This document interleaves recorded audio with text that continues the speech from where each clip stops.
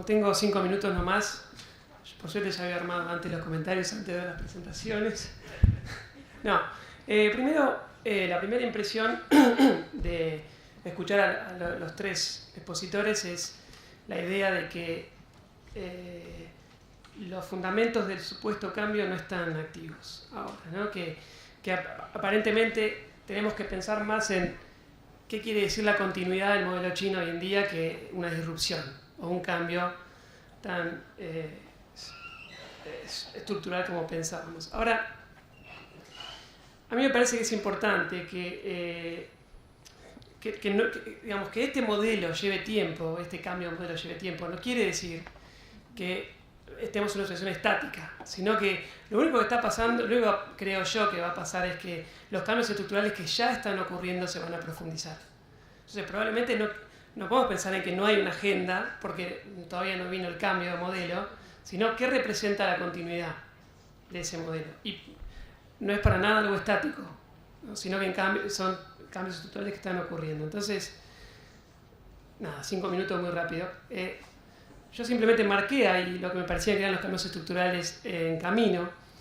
Y el rebalanceo global creo que es uno de esos cambios, pero no es para nada el único. O sea, esta idea que Mauricio y que digamos, comentaron todos en la mesa del movimiento hacia un modelo basado en el consumo y los servicios, me parece que no es lo único que tendríamos que discutir, sino un conjunto de... Yo ahí listé 4 puntos que me parece que son importantes, referidos al cambio estructural global que genera la emergencia de China, y creo que son movimientos, tendencias que no van a cambiar sustancialmente en el mediano plazo. Entonces, más allá del rebalanceo, menciono la convergencia, que también Rodrigo mencionó más temprano. Él mostraba un gráfico interesante que decía que el único país que está convergiendo rápido es China, entonces, y que eso no cambió demasiado ni con la crisis subprime ni con lo que está ocurriendo recientemente a partir del supuesto cambio de modelo. Después, hay un cambio que se mencionó hoy a la mañana que tiene que ver con la transición demográfica. Por supuesto que en este caso el movimiento de China desde la ventana de oportunidad hacia el envejecimiento se está dando inclusive a tasas más aceleradas que las que fueron típicas de Japón u otros países que ya son países adultos, viejos, podemos decir. Entonces, y por último, creo que es importante mencionar las fricciones que genera la emergencia de China como gran jugador global. Parece que no tengo ni tiempo ni nada de esto, simplemente mencionar que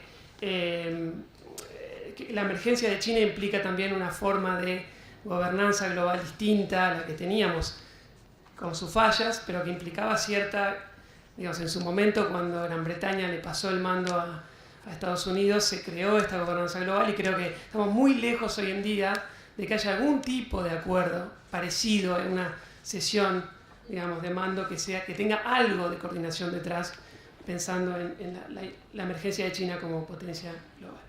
Entonces, nada más marqué algunas preguntas que eran para ustedes, pero tenemos poco tiempo.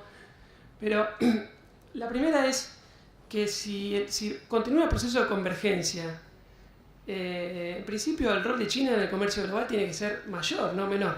O sea, la participación de China en los mercados, en particular en los mercados de materias primas, no tiene por qué disminuir. Seguramente puede haber un cambio en los precios relativos hacia dentro de las materias primas, pero pensar en el pesimismo de Previs a esta altura y que en los próximos 15 años me parece que es demasiado pesimista, a mi punto de vista.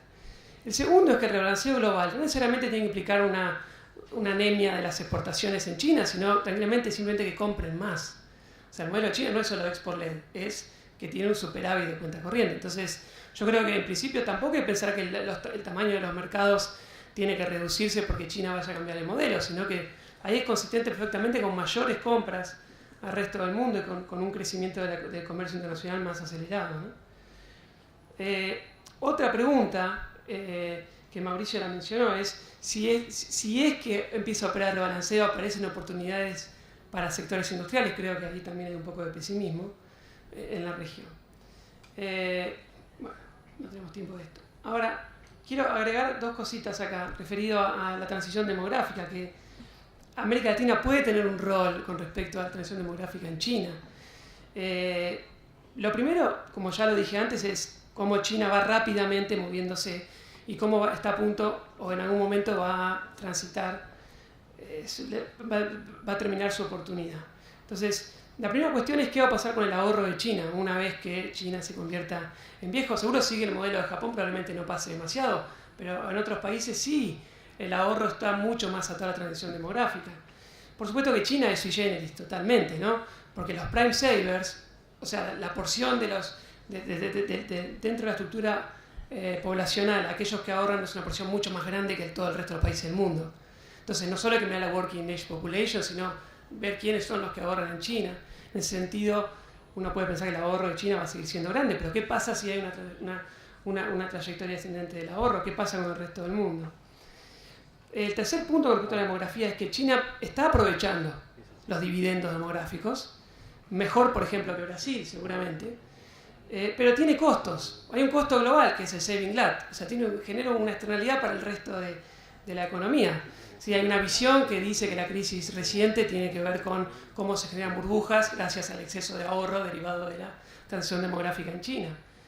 Y la segunda tiene riesgos también para el propio modelo chino, relacionado con que en principio se está preocupando demasiado por sobreahorrar y no tanto sobre qué diseño, por ejemplo, qué sistema de seguridad social va a tener cuando sea una sociedad vieja.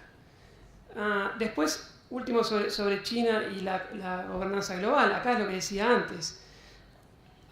¿Qué rol va a quedar para las instituciones que tenemos hoy en día?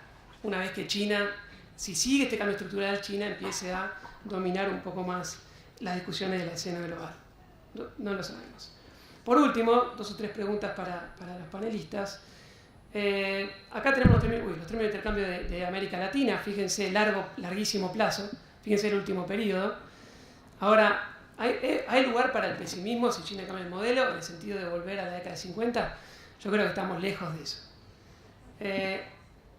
Seguramente el rol de China, esto ya lo dijimos, en los mercados de commodities es importante y eso, según lo que se discutió en la mesa, parece que no va a cambiar demasiado.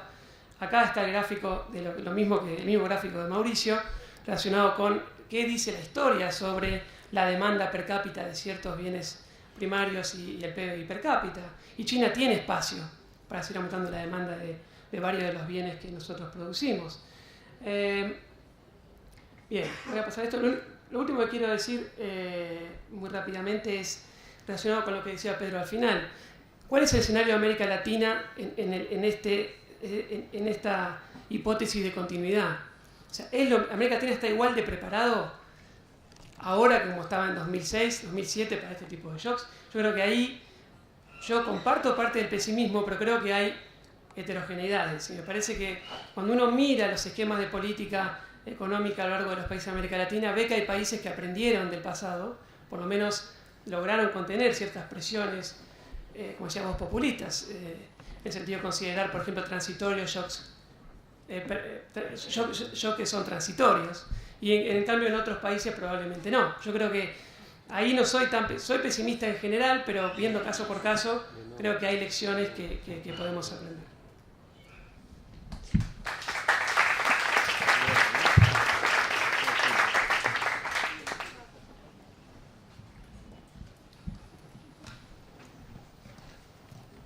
Bueno, invitamos a Mauricio y a Rolando a la mesa.